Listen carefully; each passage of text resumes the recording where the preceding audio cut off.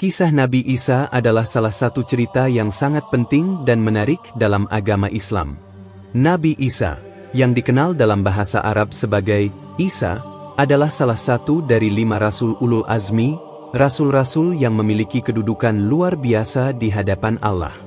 Dalam Islam, Nabi Isa bukan hanya dianggap sebagai seorang nabi, tetapi juga sebagai seorang utusan yang diutus untuk membimbing umatnya kembali kepada ajaran Tauhid, keesaan Allah, dan menyempurnakan ajaran yang telah diberikan kepada umat-umat sebelumnya.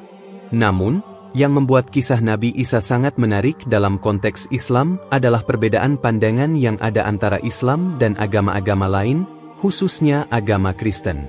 Dalam agama Kristen, Nabi Isa dikenal sebagai Tuhan atau anak Tuhan, sedangkan dalam Islam, beliau hanya dianggap sebagai seorang nabi dan utusan Allah. Perbedaan pandangan ini tentu saja memiliki pengaruh besar terhadap bagaimana kisah Nabi Isa diterima dan dipahami oleh umat Islam. Kisah Nabi Isa dalam Islam memiliki banyak aspek yang mendalam dan penuh hikmah. Dia dilahirkan dengan mukjizat, hidup dengan penuh keajaiban, dan mengajarkan kebaikan serta keadilan. Pengajaran Nabi Isa mengandung banyak nilai yang relevan dengan kehidupan umat Islam, sehingga sangat penting untuk memahami lebih dalam tentang siapa beliau sebenarnya, bagaimana beliau dilahirkan, serta apa peran dan pengaruh beliau dalam sejarah umat manusia. Perbedaan utama antara pandangan Islam dan Kristen tentang Nabi Isa terletak pada konsep ketuhanan dan makna keilahian beliau. Dalam agama Kristen, terutama dalam doktrin Trinitas, Isa dianggap sebagai anak Tuhan atau Tuhan itu sendiri yang turun ke dunia dalam wujud manusia. Ajaran ini menjadi dasar dari keseluruhan keyakinan Kristen, yang percaya bahwa Nabi Isa adalah penyelamat umat manusia yang menebus dosa melalui kematian dan kebangkitannya. Sementara itu, dalam pandangan Islam, Nabi Isa adalah seorang nabi yang mulia dan diutus oleh Allah untuk menyampaikan wahyu. Islam menegaskan bahwa Nabi Isa adalah seorang manusia biasa yang diberi mukjizat oleh Allah, namun beliau tidak pernah dianggap sebagai Tuhan atau anak Tuhan. Ajaran ini ditegaskan dalam Al-Quran, yang menjelaskan bahwa Nabi Isa adalah hamba Allah yang tidak boleh disembah. Selain itu, dalam Islam, kisah penyaliban Nabi Isa yang dipercaya oleh umat Kristen tidak sesuai dengan ajaran Islam. Dalam Al-Quran, Allah menyatakan bahwa Nabi Isa tidak disalib, melainkan diangkat ke sisinya.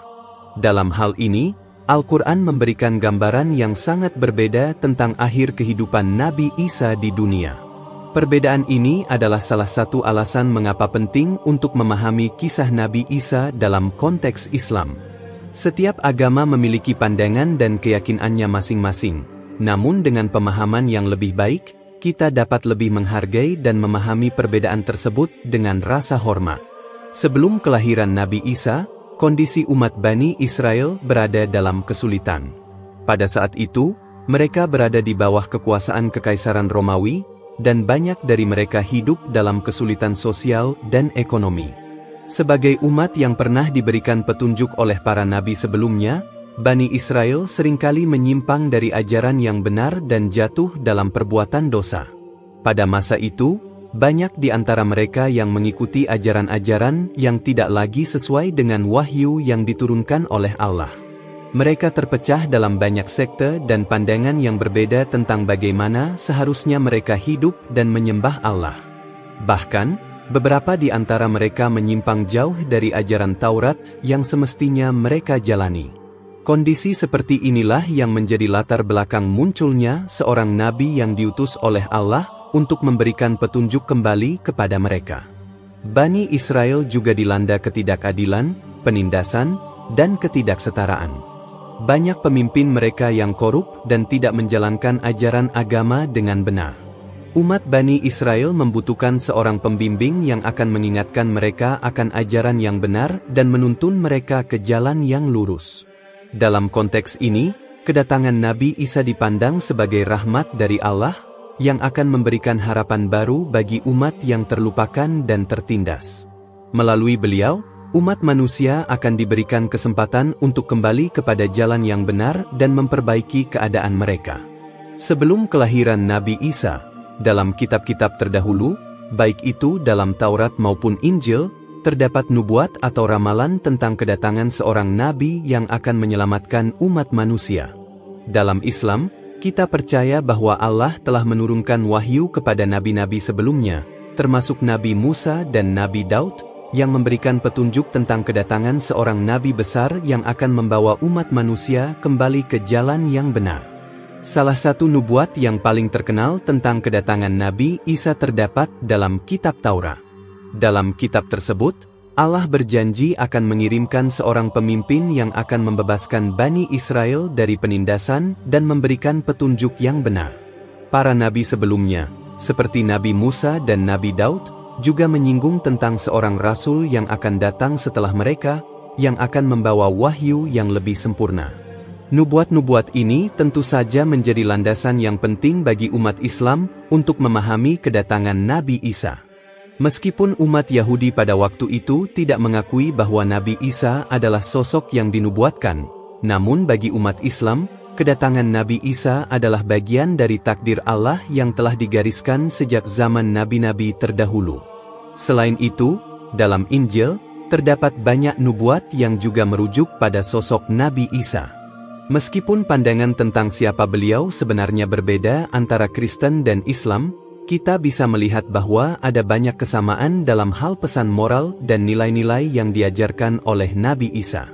Bagi umat Kristen, ini merupakan bukti bahwa Isa adalah Mesias yang dijanjikan. Sedangkan bagi umat Islam, ini adalah bukti bahwa beliau adalah Nabi yang diutus oleh Allah dengan misi yang sangat penting.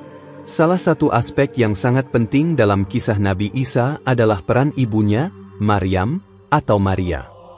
Dalam Islam, Maryam dikenal sebagai wanita suci yang dipilih oleh Allah untuk melahirkan Nabi Isa. Dia adalah contoh sempurna dari seorang wanita yang taat kepada Allah dan hidup dengan penuh kesucian. Maryam dipandang sebagai salah satu wanita terbaik yang pernah hidup di dunia ini. Dalam Al-Quran, Allah menyebut Maryam sebagai seorang wanita yang telah disucikan dan diberi kehormatan untuk menjadi ibu dari seorang nabi yang luar biasa.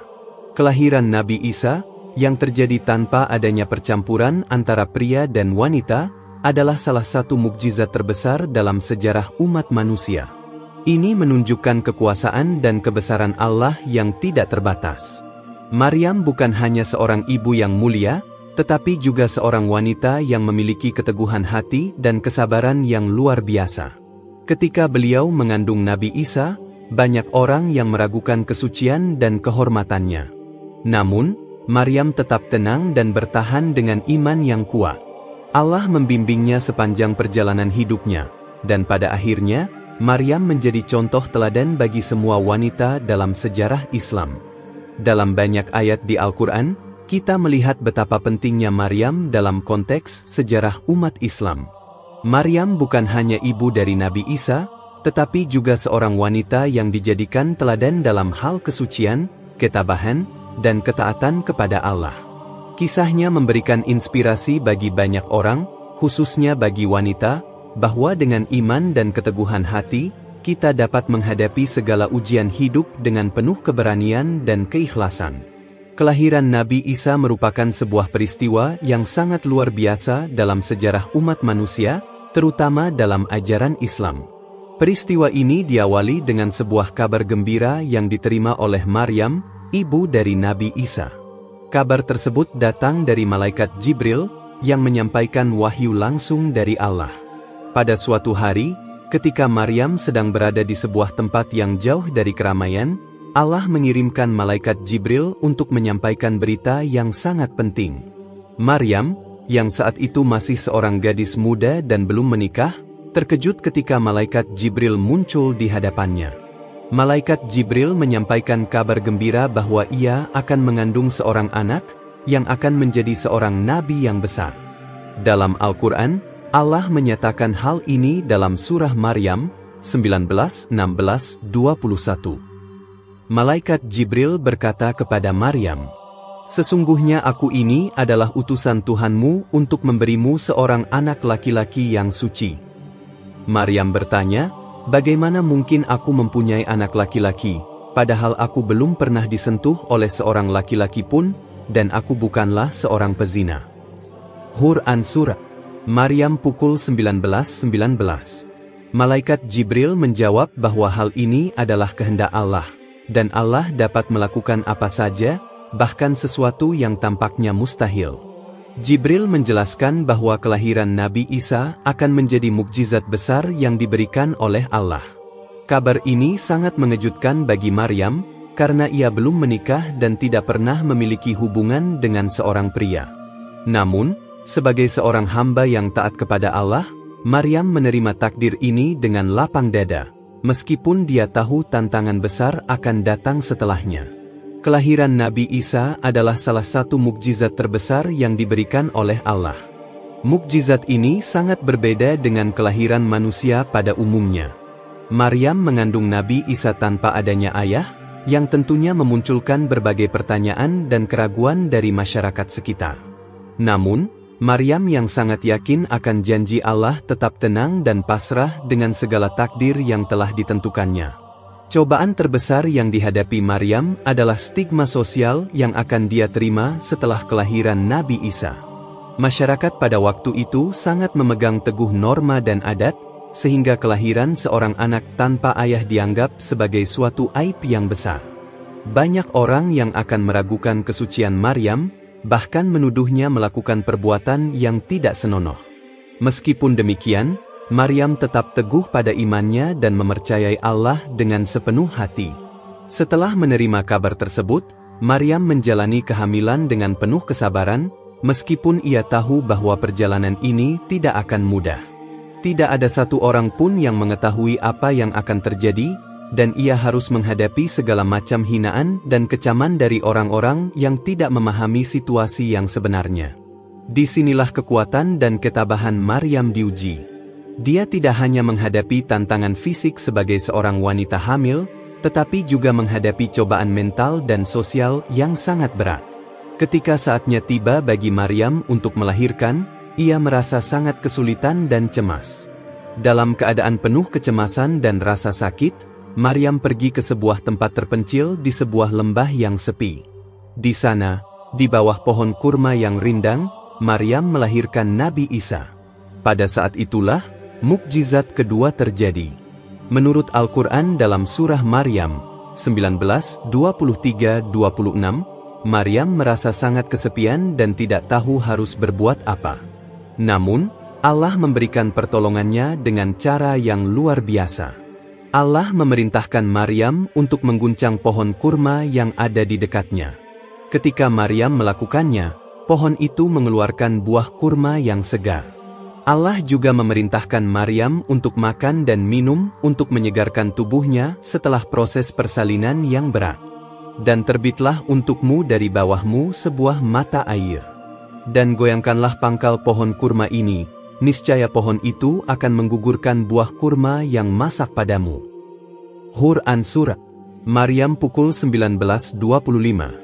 Dengan pertolongan Allah, Maryam diberi ketenangan dalam menghadapi proses kelahiran yang penuh dengan keajaiban ini. Mukjizat ini semakin menunjukkan betapa besar kekuasaan Allah dan bagaimana Dia memberi pertolongan kepada hamba-hambanya yang ikhlas. Salah satu mukjizat terbesar yang diberikan kepada Nabi Isa adalah kemampuan untuk berbicara saat masih bayi. Ketika Maryam pulang dengan Nabi Isa di tangannya, ia disambut dengan keraguan dan kecaman dari masyarakat. Mereka menuduh Maryam telah melakukan perbuatan yang tidak pantas. Namun, untuk membuktikan bahwa dirinya tidak bersalah, Maryam hanya bisa menunjuk kepada bayi Nabi Isa. Dengan izin Allah, Nabi Isa yang masih bayi kemudian berbicara untuk pertama kalinya. Dalam Al-Quran, kita dapat menemukan kisah ini dalam surah Maryam 19:29-33.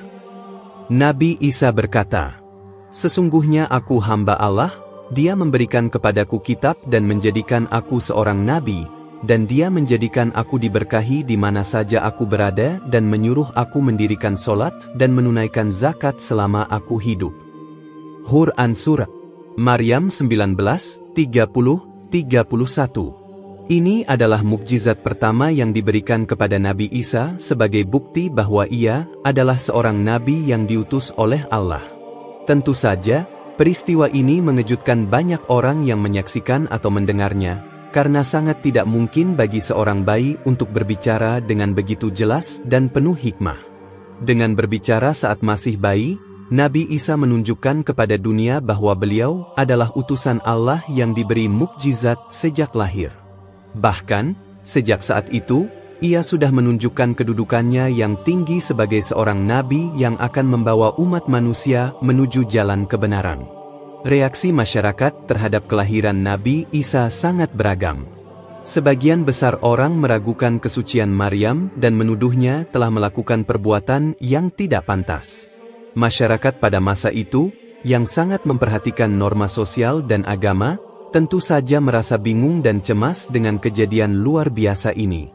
Mereka tidak bisa memahami bagaimana mungkin seorang wanita bisa melahirkan seorang anak tanpa ada hubungan dengan seorang pria. Namun, di sisi lain, ada juga orang-orang yang percaya bahwa kelahiran Nabi Isa adalah mukjizat besar yang dikirimkan oleh Allah. Mereka memahami bahwa ini adalah tanda dari kedatangan seorang nabi yang akan membawa wahyu dan petunjuk untuk umat manusia. Bagi mereka yang beriman kepada Allah, ini adalah peristiwa yang penuh berkah dan kebaikan. Dalam Islam, kelahiran Nabi Isa bukanlah sebuah peristiwa yang memalukan atau kontroversial, melainkan sebuah tanda kekuasaan Allah yang luar biasa. Allah telah menunjukkan kepada umat manusia bahwa Dia mampu melakukan apa saja, bahkan sesuatu yang tampaknya mustahil bagi manusia. Keajaiban kelahiran Nabi Isa menjadi bukti bahwa Allah memiliki kuasa yang tak terbatas. Namun, meskipun banyak orang yang tidak memahami dan menerima mukjizat ini, kisah kelahiran Nabi Isa tetap menjadi pengingat bagi umat Islam akan pentingnya keimanan, ketabahan, dan ketaatan kepada Allah. Perjalanan hidup Nabi Isa, yang penuh dengan mukjizat dan tantangan, menunjukkan bagaimana seorang nabi harus menghadapi cobaan dan rintangan demi menyampaikan wahyu Allah kepada umatnya. Setelah kelahiran Nabi Isa yang ajaib, Maryam menghadapi tantangan besar dalam membesarkan anaknya. Sebagai seorang ibu, Maryam merawat Nabi Isa dengan penuh kasih sayang, meskipun ia harus menghadapi berbagai cobaan, baik dari segi fisik, emosional, maupun sosial.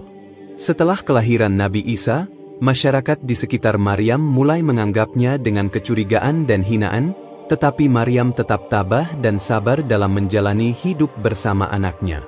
Membesarkan Nabi Isa bukanlah perjalanan yang mudah. Sebagai seorang ibu muda, Maryam harus menghadapi pandangan negatif dari masyarakat yang tidak memahami situasi yang sebenarnya. Namun, Maryam sangat yakin bahwa apa yang terjadi adalah kehendak Allah, dan dengan penuh kesabaran, ia membesarkan Nabi Isa dengan penuh cinta dan perhatian. Maryam tahu bahwa tugasnya sebagai ibu adalah untuk memberikan kasih sayang dan didikan yang terbaik untuk Nabi Isa, yang kelak akan menjadi seorang nabi besar. Keimanannya kepada Allah menjadi kekuatan yang luar biasa baginya, dan ia terus mengasuh Nabi Isa dengan penuh pengorbanan.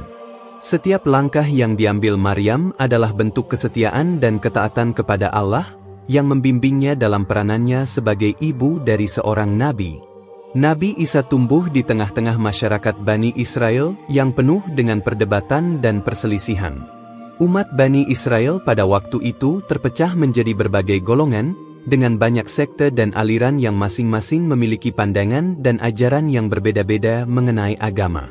Ada yang setia mengikuti ajaran Taurat, namun ada juga yang telah menyimpang jauh dari ajaran yang benar.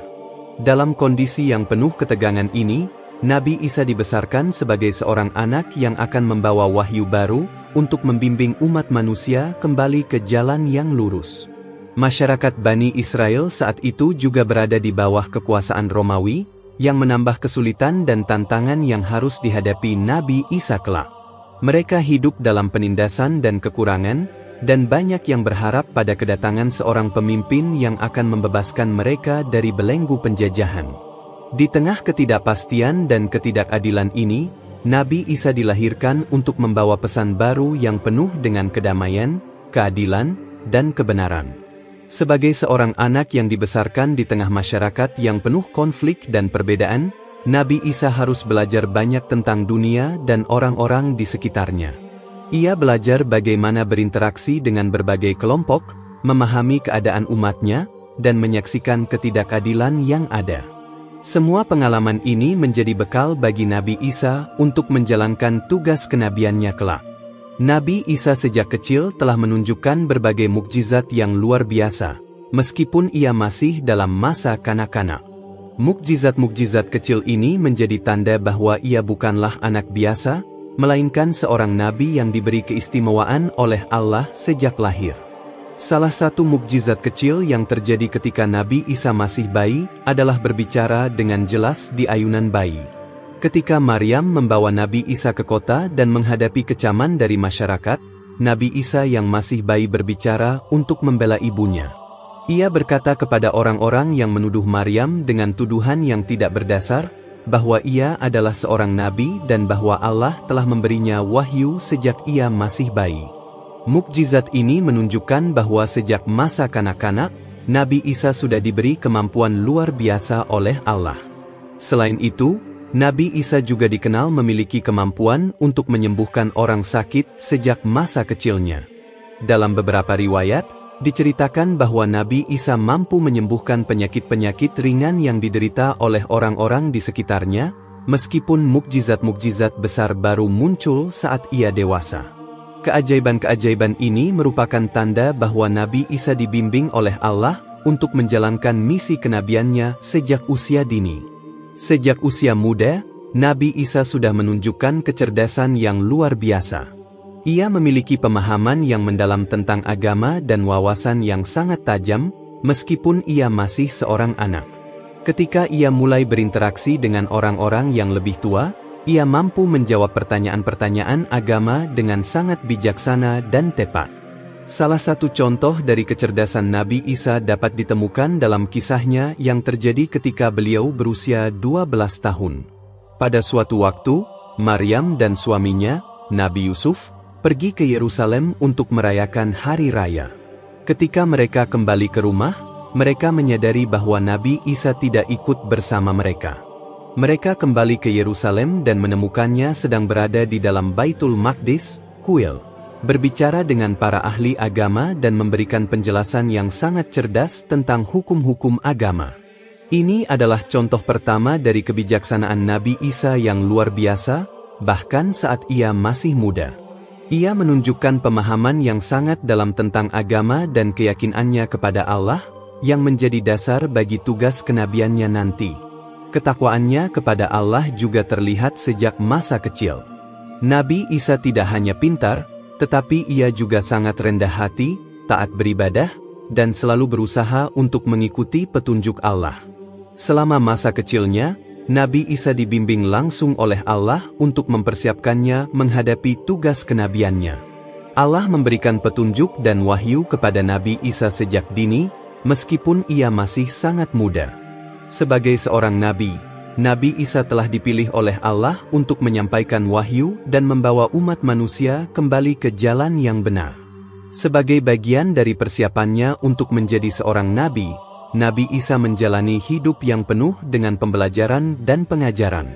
Ia terus-menerus dilatih oleh Allah untuk memahami wahyu yang diberikan kepadanya, mengajarkan ketakwaan, dan memperkenalkan nilai-nilai kebaikan kepada umat manusia. Nabi Isa juga dibimbing untuk menghadapi berbagai ujian dan tantangan dalam hidupnya, yang akan membentuknya menjadi seorang pemimpin yang bijaksana dan penuh kasih sayang kepada umatnya. Bimbingan langsung dari Allah ini terlihat dalam berbagai hal yang Nabi Isa alami sejak masa kecilnya. Allah memberi petunjuk kepadanya tentang bagaimana cara hidup yang benar, serta bagaimana cara menyampaikan wahyu dan melaksanakan misi yang diberikannya. Semua ini merupakan bagian dari persiapan Nabi Isa untuk menghadapi tugas besar yang akan diembannya sebagai seorang nabi yang diutus untuk Bani Israel. Setelah masa kecil yang penuh dengan mukjizat, Nabi Isa memasuki fase dewasa dan mulai menerima wahyu pertama dari Allah yang menandai dimulainya tugas kenabiannya. Wahyu pertama yang diterima oleh Nabi Isa adalah wahyu yang menguatkan dan memperkuat keyakinan umatnya terhadap keesaan Allah dan kebenaran agama yang harus mereka anut. Wahyu tersebut mengajak mereka untuk kembali kepada ajaran tauhid, menyembah hanya kepada Allah, dan meninggalkan segala bentuk penyimpangan dalam beribadah. Menurut Al-Quran, wahyu pertama ini datang dengan penugasan yang jelas bagi Nabi Isa untuk mengajak umat Bani Israel agar kembali ke jalan yang benar. Nabi Isa mulai menyampaikan pesan Allah yang mengingatkan umatnya tentang kebesaran dan keesaan Tuhan yang harus disembah. Dalam surah Al-Imran, pukul 3.52, disebutkan bahwa Nabi Isa mengatakan kepada para pengikutnya, "Siapakah yang akan menolongku untuk menyampaikan agama Allah?" Para Hawariyun, pengikut setia Nabi Isa, menjawab, "Kami adalah penolong-penolong agama Allah. Kami beriman kepada Allah, dan saksikanlah bahwa sesungguhnya kami adalah orang-orang yang berserah diri." Wahyu pertama ini tidak hanya menjadi petunjuk bagi Nabi Isa dalam menjalankan misinya, tetapi juga menjadi landasan bagi ajaran-ajaran yang ia bawa kepada umatnya. Allah menegaskan bahwa Nabi Isa adalah utusannya, yang akan mengajak umatnya untuk memperbaiki akidah mereka, kembali kepada jalan yang lurus, dan menjalankan ibadah yang benar hanya kepada Allah. Setelah menerima wahyu pertama, Nabi Isa mulai menyebarkan seruan tauhid kepada masyarakat Bani Israel. Ia mengajak mereka untuk hanya menyembah Allah, Tuhan yang Maha Esa, dan meninggalkan penyembahan berhala yang telah berkembang di kalangan mereka. Nabi Isa juga menegaskan bahwa semua manusia harus kembali kepada jalan yang benar dan menjalankan perintah Allah dengan tulus ikhlas. Seruan tauhid yang disampaikan oleh Nabi Isa bukan hanya sekadar ajakan untuk beribadah kepada Allah, tetapi juga untuk menjalankan kehidupan yang berdasarkan nilai-nilai kebaikan dan keadilan. Nabi Isa menyerukan agar umat manusia saling mencintai, berbuat baik kepada sesama, serta menegakkan keadilan dan kebenaran dalam setiap aspek kehidupan. Sebagai seorang rasul, ia mengajarkan bahwa ibadah kepada Allah harus diiringi dengan amal perbuatan yang baik dan bermanfaat bagi umat manusia. Seruan ini diterima oleh sebagian orang dengan penuh keyakinan dan rasa hormat. Mereka mengakui kebenaran yang dibawa oleh Nabi Isa dan siap mengikuti ajarannya. Namun, tidak sedikit pula yang menolak ajakan Nabi Isa, terutama mereka yang sudah terjerat dengan pemikiran atau kebiasaan yang menyimpang. Mereka merasa bahwa ajaran yang dibawa oleh Nabi Isa mengancam status quo yang telah ada, sehingga mereka menolaknya dengan keras. Respon masyarakat Bani Israel terhadap dakwah Nabi Isa sangat beragam. Sebagian besar dari mereka yang sudah terpengaruh dengan ajaran-ajaran sesat, yang telah berkembang di kalangan mereka selama bertahun-tahun, menolak ajaran tauhid yang dibawa oleh Nabi Isa. Mereka merasa bahwa ajaran baru ini bertentangan dengan tradisi mereka, terutama dalam hal penyembahan terhadap Tuhan yang mereka anggap sebagai Allah, namun dengan berbagai perantaraan dan mediator, seperti para nabi dan orang-orang suci yang mereka anggap memiliki kedudukan istimewa. Di sisi lain, ada pula sejumlah pengikut setia yang menerima dengan sepenuh hati ajaran Nabi Isa. Mereka adalah kelompok yang disebut dengan Hawariyun, yang setia mendampingi Nabi Isa dalam setiap langkah dakwahnya. Kelompok ini menerima pesan tauhid dengan tulus dan berkomitmen untuk menyebarkan ajaran Nabi Isa kepada orang lain. Mereka memahami bahwa kedatangan Nabi Isa merupakan rahmat dari Allah, dan bahwa ia datang untuk membawa umat manusia menuju jalan yang benar. Namun, di tengah dukungan yang diterima oleh Nabi Isa, ada juga penolakan keras dari sebagian besar kaum Yahudi dan pendeta-pendeta mereka. Mereka merasa bahwa ajaran yang disampaikan oleh Nabi Isa berpotensi mengancam kekuasaan dan pengaruh mereka. Sebagai hasilnya, mereka mulai menciptakan berbagai fitnah dan tuduhan terhadap Nabi Isa, bahkan mencoba menentang dakwahnya dengan cara yang lebih keras, termasuk dengan mencari cara untuk menyingkirkan Nabi Isa secara fisik. Sebagai bukti kerasulannya, Allah memberikan Nabi Isa berbagai mukjizat besar yang tidak hanya menunjukkan kebesaran Allah, tetapi juga menguatkan dakwah Nabi Isa. Mukjizat-mukjizat ini bukan hanya menjadi tanda bagi umat Bani Israel, tetapi juga menjadi bukti bahwa Nabi Isa adalah utusan Allah yang membawa wahyu untuk membimbing umat manusia. Beberapa mukjizat besar yang dimiliki Nabi Isa termasuk kemampuan untuk menyembuhkan orang sakit, menghidupkan orang yang telah mati, serta kemampuan untuk membuat burung dari tanah liat yang kemudian bisa terbang.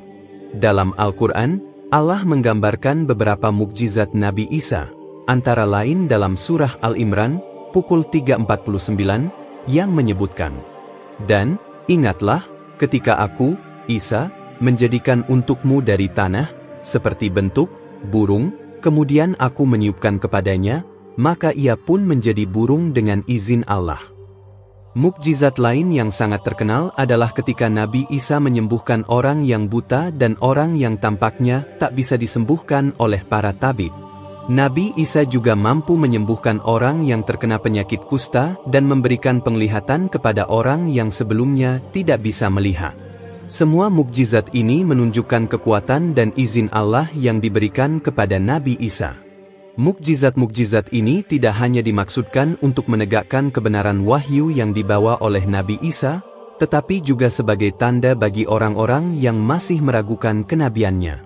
Meskipun demikian, banyak dari mereka yang melihat mukjizat ini sebagai keajaiban yang tidak dapat mereka pahami, dan bukannya sebagai bukti kerasulan Nabi Isa. Mukjizat-mukjizat yang diberikan kepada Nabi Isa juga memperburuk hubungan beliau dengan kaum Yahudi, terutama para pendeta dan pemimpin agama mereka. Mereka melihat ajaran dan mukjizat Nabi Isa sebagai ancaman terhadap kedudukan mereka sebagai pemimpin agama dan penguasa atas umat. Oleh karena itu, mereka mulai merencanakan cara-cara untuk menghentikan dakwah Nabi Isa dan menggagalkan misinya. Sebagian besar dari mereka menuduh Nabi Isa sebagai seorang pembohong atau bahkan penyihir, mengingat kemampuan luar biasa yang dimilikinya. Mereka menganggap bahwa mukjizat-mukjizat yang ditunjukkan oleh Nabi Isa bukan berasal dari Allah, tetapi berasal dari sumber yang tidak jelas. Selain itu, mereka juga merasa bahwa ajaran Nabi Isa yang menekankan pada tauhid dan penghapusan penyembahan berhala dapat merusak tradisi dan ajaran yang telah ada di kalangan mereka selama berabad-abad. Konflik antara Nabi Isa dan kaum Yahudi semakin memanas. Meskipun banyak orang yang percaya dan mengikutinya, namun sebagian besar pendeta dan tokoh agama Yahudi terus menentang Nabi Isa dengan keras, bahkan berusaha untuk memfitnah dan menjebak beliau dalam masalah-masalah yang dapat merugikan kredibilitasnya sebagai seorang rasul. Mereka mulai merencanakan untuk menangkap dan menghukum mati Nabi Isa, yang pada akhirnya menjadi bagian dari kisah besar dalam perjalanan hidup beliau. Salah satu mukjizat terbesar yang dimiliki Nabi Isa adalah kemampuannya untuk menyembuhkan orang-orang yang menderita penyakit yang tampaknya tak bisa disembuhkan oleh tabib atau ahli pengobatan manapun. Dua jenis penyakit yang seringkali disebutkan dalam kisah-kisah mukjizat Nabi Isa adalah kebutaan dan kusta. Dalam zaman Nabi Isa, kedua penyakit ini merupakan penyakit yang sangat memprihatinkan dan seringkali dianggap sebagai kutukan. Nabi Isa diberikan kemampuan oleh Allah untuk menyembuhkan orang yang buta sejak lahir, yang sudah tidak memiliki harapan untuk melihat dunia lagi. Allah memberinya kemampuan untuk memberi penglihatan kepada orang buta dengan hanya mengatakan, "Jadilah," dan orang tersebut pun bisa melihat kembali. Dalam Al-Quran, Allah berfirman tentang mukjizat ini dalam surah Al-Imran, pukul 3:49 sedih. "Dan, ingatlah, ketika aku, Isa, menyembuhkan orang yang buta dan orang yang berpenyakit kusta." Begitu juga dengan penderita kusta, yang pada zaman itu sulit untuk sembuh dan sering dijanghi oleh masyarakat karena penyakitnya yang menular. Nabi Isa dengan izin Allah mampu menyembuhkan orang-orang yang terkena kusta hanya dengan sentuhannya, mengembalikan mereka ke kehidupan normal dan sehat. Mukjizat-mukjizat ini membuktikan bahwa Nabi Isa bukan hanya seorang nabi, tetapi juga seorang pembawa rahmat dan penyembuh yang membawa keajaiban dari Allah untuk umatnya. Mukjizat ini juga menjadi bukti nyata bahwa segala sesuatu yang terjadi adalah dengan izin Allah dan hanya Dia yang memiliki kekuasaan atas hidup dan mati. Salah satu mukjizat besar lainnya yang dimiliki Nabi Isa adalah kemampuan untuk menghidupkan orang yang telah mati.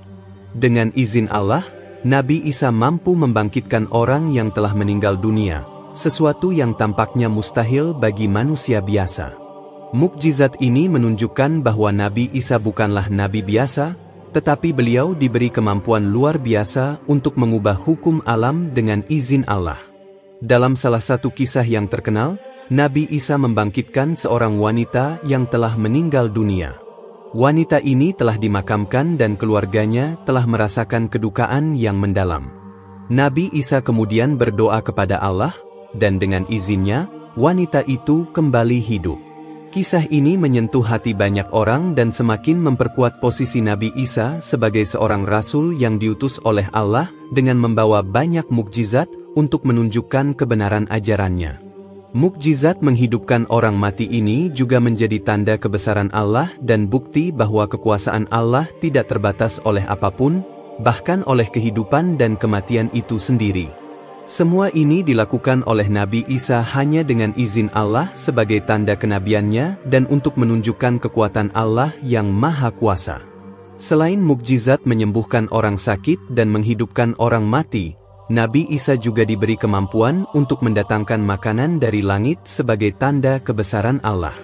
Salah satu kisah yang terkenal adalah saat Nabi Isa bersama para pengikutnya berada di tempat yang terpencil dan mereka kehabisan makanan. Para pengikut Nabi Isa kemudian meminta kepada beliau untuk berdoa kepada Allah agar makanan turun dari langit. Nabi Isa kemudian berdoa kepada Allah, dan dengan izinnya, makanan turun dari langit sebagai bentuk rahmat dan berkah. Allah mengirimkan makanan yang melimpah, yang bisa dimakan oleh Nabi Isa dan pengikut-pengikutnya. Peristiwa ini mencerminkan betapa besar kasih sayang Allah kepada umatnya, dan bagaimana Nabi Isa sebagai rasulnya diberikan kemampuan untuk menyampaikan tanda-tanda kebesaran Allah melalui mukjizat tersebut. Dalam Al-Quran, kisah turunnya makanan dari langit ini dapat ditemukan dalam surah Al-Ma'idah 5:112-115, yang menceritakan bahwa para pengikut Nabi Isa meminta agar Allah mengirimkan hidangan dari langit, dan Allah pun mengabulkan permintaan mereka.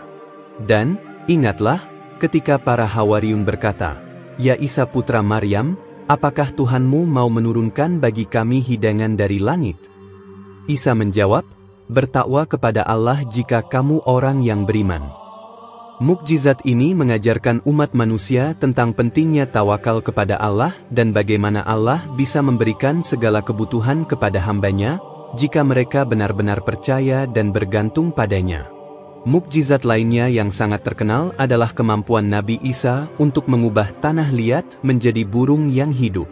Suatu hari, Nabi Isa mengambil tanah liat dan membentuknya menjadi burung. Setelah itu, beliau meniupkan nafasnya ke dalam bentuk burung tersebut, dan dengan izin Allah, tanah liat yang tadinya tidak hidup itu menjadi burung yang bisa terbang. Mukjizat ini, yang dijelaskan dalam surah Al-Imran, pukul 3:49, memperlihatkan kekuasaan Allah yang mampu mengubah sesuatu yang mati menjadi hidup hanya dengan kehendak-Nya.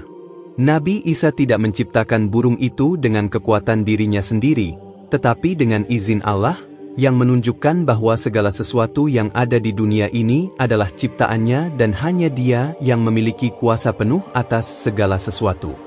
Dan, ingatlah, ketika aku, Isa, membuat untukmu dari tanah, seperti bentuk burung, kemudian aku meniupkan kepadanya, maka ia pun menjadi burung dengan izin Allah. Mukjizat ini juga mengingatkan umat manusia bahwa hidup dan mati, serta segala yang ada di alam semesta ini, adalah ciptaan Allah yang Maha Kuasa. Tidak ada yang bisa mengubah takdir Allah, dan segala sesuatu terjadi dengan izinnya. Selain mukjizat-mukjizat yang telah disebutkan, Nabi Isa menunjukkan berbagai mukjizat lainnya sebagai tanda kenabiannya. Ia diberi kemampuan untuk mengetahui hal-hal gaib yang tidak bisa diketahui oleh orang lain. Misalnya, Nabi Isa bisa memberitahukan seseorang tentang apa yang akan mereka makan dan apa yang mereka simpan di rumah mereka, hal yang tidak mungkin diketahui tanpa wahyu dari Allah. Nabi Isa juga diberi kemampuan untuk memberikan ilmu yang sangat dalam tentang agama dan kehidupan, serta menunjukkan kepada umatnya bagaimana hidup dengan penuh ketakwaan dan mengikuti petunjuk Allah. Semua mukjizat yang ditunjukkan oleh Nabi Isa bertujuan untuk mendukung dakwahnya dan menunjukkan bahwa ia adalah Rasul yang diutus oleh Allah untuk membawa umat Bani Israel kembali ke jalan yang benar. Dalam perjalanan dakwahnya, Nabi Isa juga memperlihatkan sifat-sifat mulia seperti kesabaran, kelembutan, dan kasih sayang terhadap umatnya. Beliau tidak hanya mengajarkan tauhid dan ibadah yang benar, tetapi juga mengajak umat untuk berbuat baik, menolong orang yang membutuhkan, dan menjauhi kezaliman serta kesombongan. Para pengikut Nabi Isa, yang dikenal dengan sebutan Hawariyun, bahasa Arab untuk pengikut setia, merupakan kelompok yang sangat beriman kepada ajaran tauhid yang dibawa oleh Nabi Isa. Mereka adalah orang-orang yang dengan tulus mengikuti setiap langkah beliau, percaya pada wahyu yang disampaikan, dan siap mendukung Nabi Isa dalam menjalankan misi kenabiannya.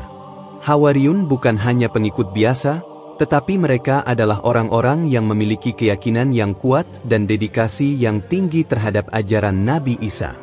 Di antara para Hawariyun, terdapat sejumlah sahabat dekat Nabi Isa yang memiliki peran penting dalam perjalanan dakwah beliau.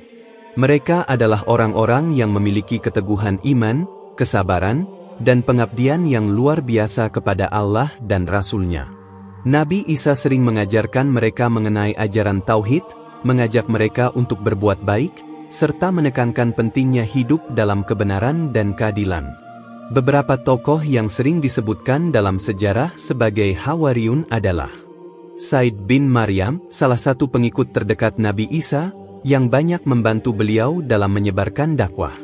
Simon Petrus, salah satu dari 12 murid utama Nabi Isa, yang dikenal karena kedekatannya dengan beliau dan perannya dalam mengembangkan ajaran Nabi Isa setelah beliau wafat. Yahuda Iskariot, walaupun akhirnya terlibat dalam pengkhianatan terhadap Nabi Isa, Yahuda juga termasuk dalam kelompok awal yang mengikutinya. Namun, di antara mereka semua, para Hawariyun terkenal karena kesetiaan mereka yang tanpa ragu kepada Nabi Isa, meskipun mereka menghadapi berbagai ancaman dan tantangan dari masyarakat yang menentang ajaran yang dibawa oleh Nabi Isa. Para Hawariyun menerima ajaran tauhid yang dibawa oleh Nabi Isa dengan penuh keimanan dan kerendahan hati. Ajaran tauhid yang menyatakan bahwa hanya Allah yang Maha Esa dan tidak ada Tuhan selainnya, menjadi dasar dari seluruh kehidupan dan keyakinan mereka. Para murid Nabi Isa menyadari bahwa mereka harus meninggalkan segala bentuk penyembahan berhala dan kembali kepada pengabdian yang sejati hanya kepada Allah. Proses mereka menerima ajaran tauhid dimulai dengan pemahaman bahwa segala sesuatu yang terjadi di dunia ini adalah atas kehendak Allah, dan bahwa mereka sebagai umat manusia harus tunduk kepadanya. Nabi Isa menjelaskan kepada mereka bahwa kehidupan yang penuh dengan kebaikan, keadilan, dan kesederhanaan adalah bagian dari ajaran tauhid yang tidak hanya mengutamakan ibadah ritual tetapi juga perilaku baik terhadap sesama.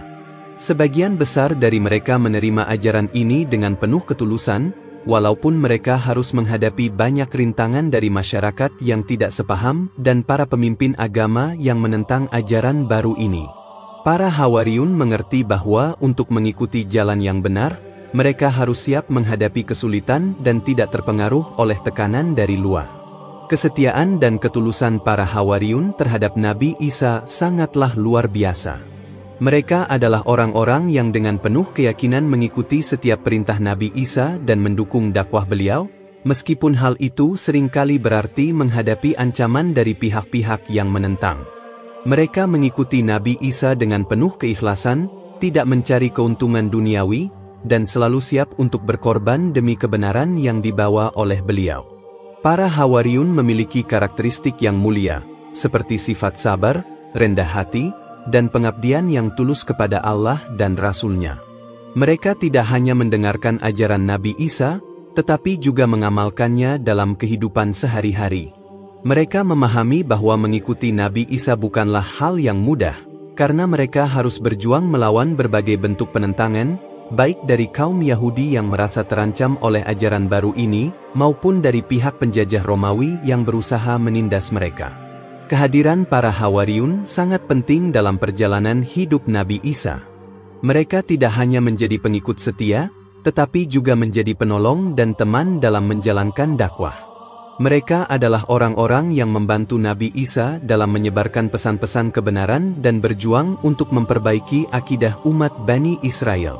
Kesetiaan mereka tetap teguh meskipun banyak cobaan yang menghadang. Salah satu momen yang sangat terkenal dalam kisah kehidupan Nabi Isa adalah peristiwa makan malam terakhir bersama para muridnya. Pada saat itu, Nabi Isa mengetahui bahwa pengkhianatan terhadapnya sudah dekat, dan ia akan segera menghadapi ujian berat dari kaum Yahudi yang menentang ajarannya. Dalam suasana yang penuh dengan kecemasan dan perasaan yang berat, Nabi Isa duduk bersama para muridnya untuk makan malam terakhir. Pada peristiwa ini, Nabi Isa memberi nasihat kepada para Hawariyun, mengingatkan mereka untuk tetap setia dalam menjalankan ajaran Allah, walaupun mereka akan menghadapi masa-masa yang sangat sulit. Nabi Isa juga berbicara tentang kedatangan saat ia akan pergi dari mereka, dan bahwa mereka harus terus melanjutkan perjuangannya dalam menyebarkan kebenaran. Peristiwa makan malam terakhir ini menjadi sangat penting karena ini adalah saat-saat terakhir Nabi Isa bersama murid-muridnya sebelum beliau harus berpisah dengan mereka. Namun, di antara para Hawariyun ada yang merasa cemas dan khawatir dengan pernyataan Nabi Isa tentang pengkhianatan yang akan terjadi. Salah satu dari mereka, Yahuda Iskariot, akhirnya membuat keputusan untuk mengkhianati Nabi Isa dengan memberikannya kepada pihak-pihak yang ingin menangkap dan menghukumnya. Meskipun Nabi Isa mengetahui pengkhianatan ini, ia tetap memberikan pesan-pesan yang penuh dengan kasih sayang dan pengajaran kepada murid-muridnya. Fitnah yang muncul dari kalangan pengkhianat, khususnya dari Yahuda Iskariot, menjadi salah satu titik balik yang sangat penting dalam kisah hidup Nabi Isa. Setelah makan malam terakhir, Yahuda Iskariot pergi untuk menemui pemimpin-pemimpin Yahudi dan memberikan informasi tentang tempat di mana Nabi Isa dapat ditemukan. Pengkhianatannya menyebabkan peristiwa penangkapan dan pengadilan yang akhirnya mengarah pada upaya untuk menyalibkan Nabi Isa. Namun, meskipun Yahuda Iskariot berusaha mengkhianati Nabi Isa, Allah melindungi Nabi Isa dengan cara yang sangat luar biasa. Dalam Al-Quran disebutkan bahwa ketika pihak-pihak yang ingin menangkap Nabi Isa datang, Allah menggantikan wajah Nabi Isa dengan wajah orang lain, sehingga mereka tidak dapat mengenali beliau. Nabi Isa kemudian diangkat oleh Allah ke langit, dan tidak ada yang bisa menyentuh atau menyakiti beliau. Fitnah yang dilakukan oleh Yahuda Iskariot ini bukan hanya menjadi ujian berat bagi para murid Nabi Isa, tetapi juga merupakan bagian dari rencana Allah yang Maha Kuasa. Meskipun Nabi Isa diangkat ke langit, ajaran dan warisan beliau tetap hidup dalam hati para muridnya dan orang-orang yang mengikuti ajaran Tauhid. Para Hawariyun yang tetap setia kepada ajaran Nabi Isa kemudian melanjutkan perjuangan beliau, menyebarkan pesan kebenaran dan ketauhidan kepada umat manusia. Kehadiran Nabi Isa di tengah umat Bani Israel membawa angin perubahan yang signifikan dalam masyarakat pada saat itu. Ajaran yang beliau bawa, yaitu tauhid yang murni dan penolakan terhadap penyembahan berhala, memberikan tantangan bagi struktur keagamaan dan sosial yang telah lama ada. Banyak orang yang merasa terancam oleh ajaran Nabi Isa, terutama kalangan pemuka agama Yahudi yang merasa kedudukan dan pengaruh mereka akan terganggu. Para pemuka agama Yahudi, yang memiliki kekuasaan besar di kalangan umat, melihat Nabi Isa sebagai ancaman terhadap status quo mereka. Beliau mengajarkan kebenaran yang bertentangan dengan banyak amalan yang telah mereka lakukan, termasuk ritual-ritual yang tidak sesuai dengan wahyu Allah. Selain itu, keberhasilan Nabi Isa dalam melakukan mukjizat-mukjizat besar semakin menarik perhatian orang banyak, dan ini membuat mereka merasa iri dan cemas akan kehilangan pengikut serta kekuasaan mereka. Namun, meskipun Nabi Isa menunjukkan mukjizat-mukjizat yang jelas sebagai bukti kenabiannya, banyak di antara kaum Yahudi yang menolak dan bahkan berusaha untuk menyingkirkannya. Mereka beranggapan bahwa ajaran Nabi Isa merusak tatanan agama dan menyesatkan umat. Keinginan untuk menyingkirkan Nabi Isa pun mulai memuncak, dan mereka mulai merencanakan cara-cara untuk menangkap dan menghukum beliau. Dalam konspirasi untuk menyingkirkan Nabi Isa, kaum Yahudi juga melakukan persekongkolan dengan penguasa Romawi. Pada masa itu, Palestina berada di bawah kekuasaan Kekaisaran Romawi, dan pihak Romawi berperan dalam menjaga kestabilan politik di wilayah tersebut. Para pemuka agama Yahudi merasa bahwa mereka perlu mendapatkan dukungan dari pihak Romawi untuk menyingkirkan Nabi Isa. Mereka menyebarkan kabar bohong kepada penguasa Romawi bahwa Nabi Isa merupakan ancaman bagi kekuasaan Roma, dengan menuduh beliau berusaha untuk memproklamirkan diri sebagai raja atau pemimpin politik yang bisa mengguncang kekuasaan Roma. Mereka menganggap bahwa jika Nabi Isa tidak dihentikan, maka akan ada pemberontakan yang bisa merusak tatanan kekuasaan mereka. Dalam pandangan mereka, menyingkirkan Nabi Isa merupakan langkah yang diperlukan untuk menjaga kedudukan mereka di mata penguasa Romawi. Kaum Yahudi yang bekerja sama dengan penguasa Romawi berusaha untuk mencari cara agar Nabi Isa ditangkap dan dihukum mati. Mereka mencoba untuk mencari kesalahan atau tuduhan yang bisa digunakan untuk membuat beliau diperlakukan sebagai ancaman serius yang harus dihadapi dengan tindakan keras. Oleh karena itu, mereka mulai melakukan penyelidikan dan merencanakan langkah-langkah yang akan membawa mereka kepada tujuan untuk menyingkirkan Nabi Isa. Seiring dengan upaya untuk menangkap dan mengadili Nabi Isa, kaum Yahudi mulai menyebarkan fitnah dan tuduhan palsu tentang beliau. Mereka menuduh Nabi Isa sebagai seorang penipu, seorang pembohong, dan seorang yang mengklaim dirinya sebagai Tuhan, yang jelas-jelas bertentangan dengan ajaran agama mereka. Tuduhan ini sengaja dibuat agar bisa mempengaruhi orang banyak dan menurunkan kredibilitas Nabi Isa di mata masyarakat. Fitnah-fitnah ini juga disebarkan di kalangan para pengikut beliau, yang mulai merasa ragu dengan kebenaran ajaran Nabi Isa. Meskipun banyak di antara mereka tetap setia, beberapa orang mulai mempertanyakan apakah Nabi Isa benar-benar Rasul yang diutus oleh Allah. Para pemuka agama Yahudi berusaha menggunakan fitnah ini untuk menyesatkan umat dan mempengaruhi opini publik. Tuduhan bahwa Nabi Isa adalah seorang yang mengaku sebagai Tuhan dan menyebarkan ajaran sesat digunakan sebagai alasan utama untuk menangkap dan menghukum beliau. Mereka berusaha keras untuk menggulingkan pengaruh beliau dengan cara memutarbalikkan fakta-fakta yang ada, sehingga masyarakat bisa terpengaruh dan akhirnya mendukung keputusan untuk menangkap Nabi Isa. Salah satu peristiwa penting yang terjadi dalam konspirasi terhadap Nabi Isa adalah pengkhianatan yang dilakukan oleh salah satu dari para muridnya, yaitu Yudas Iskariot. Dalam versi Islam, pengkhianatan ini terjadi karena Yudas Iskariot merasa kecewa atau memiliki motivasi pribadi tertentu yang membuatnya memutuskan untuk menyerahkan Nabi Isa kepada para pemuka agama Yahudi dan pihak Romawi. Al-Quran tidak menyebutkan nama Yudas Iskariot secara langsung, namun kisah pengkhianatan ini dijelaskan dalam surah An-Nisa 4:157. Yang menyatakan bahwa ada pihak yang berusaha menangkap Nabi Isa dan memperlakukannya dengan cara yang jahat. Dalam ayat tersebut, Allah berfirman, "Dan, ingatlah, ketika Allah berfirman, Wahai Isa, sesungguhnya aku akan mengangkatmu kepadaku dan membersihkanmu dari orang-orang yang kafir dan menjadikan orang-orang yang mengikuti kamu lebih tinggi dari orang-orang yang kafir sampai hari kiamat." Dalam Al-Quran, tidak disebutkan bahwa Yudas mengkhianati Nabi Isa secara eksplisit, tetapi pengkhianatan itu dikenal dalam berbagai riwayat bahwa Yudas menawarkan untuk memberitahu kepada musuh-musuh Nabi Isa tempat di mana beliau berada, dengan imbalan sejumlah uang. Sebagai akibat dari pengkhianatan ini, Nabi Isa akhirnya ditangkap oleh pihak yang ingin membunuhnya. Namun, dalam versi Islam, peristiwa penyaliban tidak terjadi seperti yang dipercaya dalam tradisi Kristen. Allah menyelamatkan Nabi Isa dari penangkapan dan penganiayaan yang direncanakan oleh musuh-musuhnya. Allah mengangkat Nabi Isa ke langit, sehingga dia tidak ditangkap, disalib, atau dibunuh oleh musuh-musuhnya.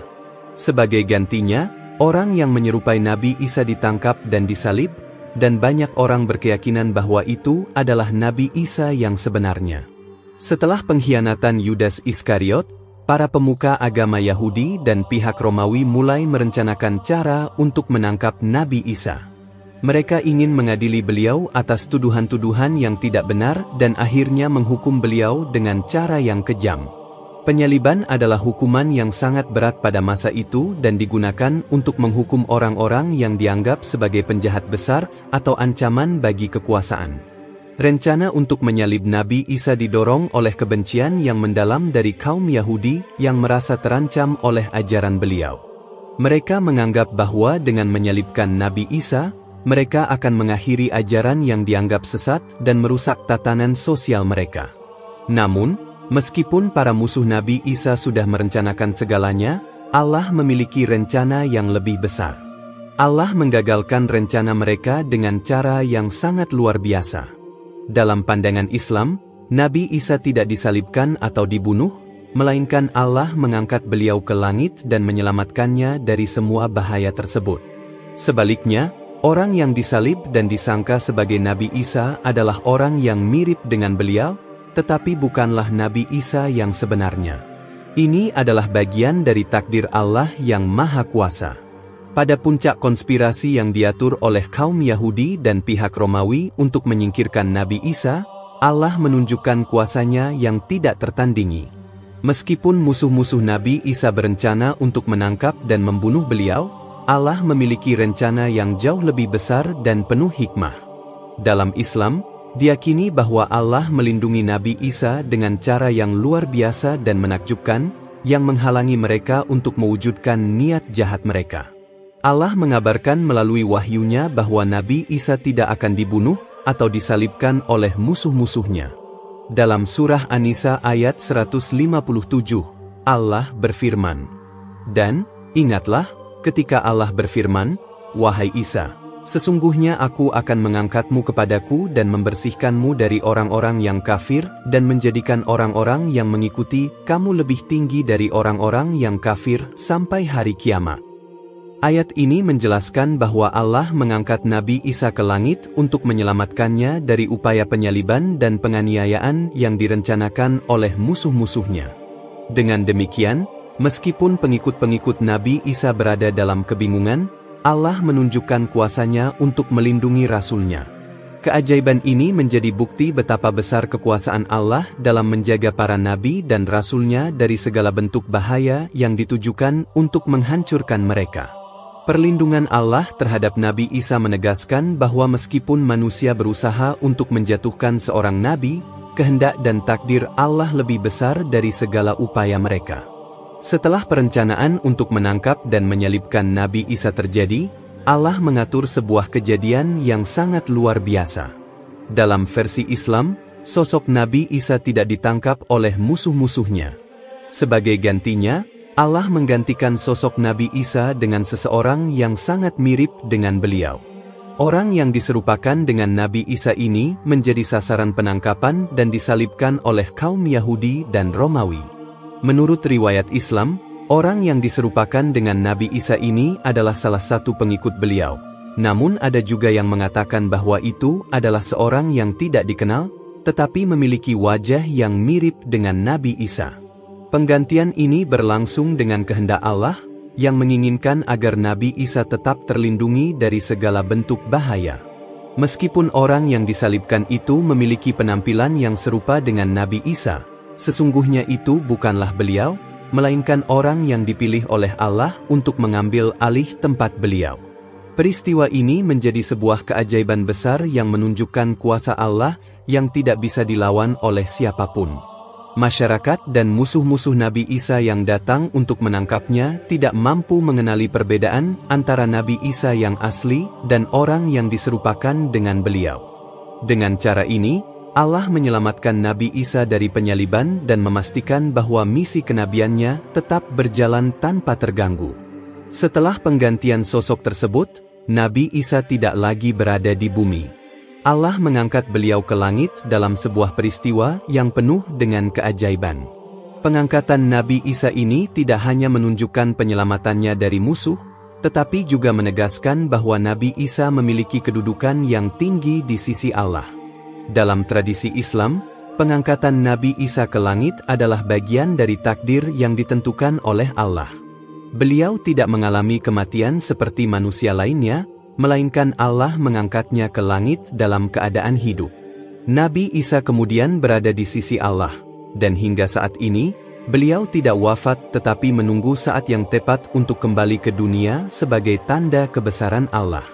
Pengangkatan Nabi Isa ke langit menjadi salah satu peristiwa penting dalam sejarah Islam, yang menunjukkan bahwa Nabi Isa adalah salah satu rasul yang memiliki keistimewaan luar biasa. Meskipun beliau tidak berada di dunia secara fisik, pengaruh ajaran dan risalah beliau tetap hidup dalam hati umat yang beriman kepada Allah. Peristiwa ini juga memberikan keyakinan bahwa Nabi Isa akan kembali ke dunia di akhir zaman. Dalam hadis-hadis sahih, disebutkan bahwa Nabi Isa akan turun kembali ke bumi sebagai pemimpin umat yang akan menegakkan kebenaran dan mengalahkan kejahatan, khususnya dalam menghadapi Dajjal, Antikhrist. Kepercayaan ini merupakan bagian dari ajaran akhir zaman dalam Islam yang menunjukkan bahwa Nabi Isa akan memainkan peran penting dalam penyelamatan umat manusia. Setelah kejadian yang luar biasa ini, yaitu pengangkatan Nabi Isa ke langit dan penggantian sosoknya dengan orang lain yang disalibkan, kaum Yahudi dan Romawi merasa kebingungan dan kehilangan arah.